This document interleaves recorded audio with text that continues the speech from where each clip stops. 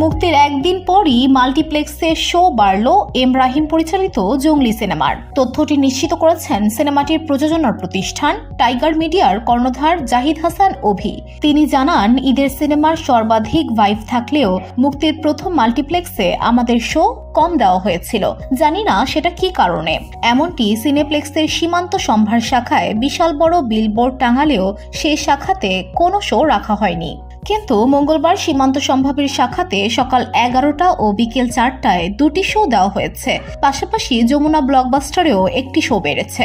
মুক্তির একদিন পর জঙ্গলির শো এবং হল বাড়ার খবরটি জঙ্গলি টিমের জন্য আনন্দের।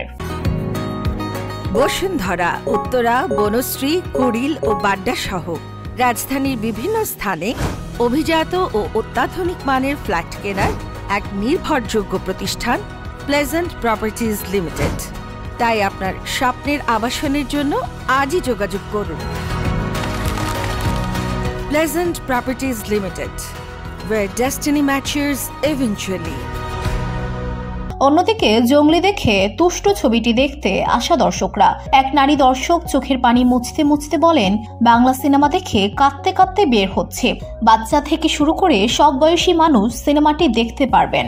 আরেক দর্শক বলেন, সিয়ামের গেটআপের দিকে তাকালেই জঙ্গলি সিনেমায় তার ডেডিকেশন লেভেল সহজেই ধারণা করা যায়। চরিত্রের শেড অনুযায়ী নিজেকে গড়েছেন। জঙ্গলি সিনেমায় সিয়ামকে অ্যাকশন লুকে যে পরিবর্তন দেখা গেছে, এটি তার ক্যারিয়ারে এখন পর্যন্ত সেরা। লুঙ্গি কাছা মেরে সাউথ ইন্ডিয়ান নায়কদের মতো সোয়াগ মেরে ফাইটিং করার বডি ল্যাঙ্গুয়েজ ছিল দেখার মতো। চেষ্টায় কি না হয়, এই কথার পারফেক্ট উদাহরণ সিয়ামের জঙ্গলি চরিত্র।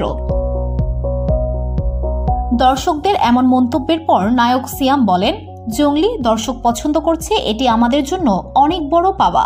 আমরা এটি ভেবেই সিনেমাটি বানিয়েছিলাম। আমাদের জন্য এটাই বড় স্বস্তি যখন কোনো একজন মা, খালা, কোনো এক শিশু কেউ না কেউ এসে বলবে যে ছবির কোনো একটা মোমেন্ট তাকে টাচ করেছে। তিনি আরো বলেন, মানুষের অর্থনৈতিক অবস্থা এখন তেমন ভালো না।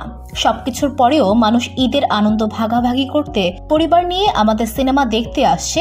এর চেয়ে ভালো লাগা আর কি হতে পারে। এজন্য দর্শকদের কাছে জঙ্গলি টিম অনেক অনেক কৃতজ্ঞ।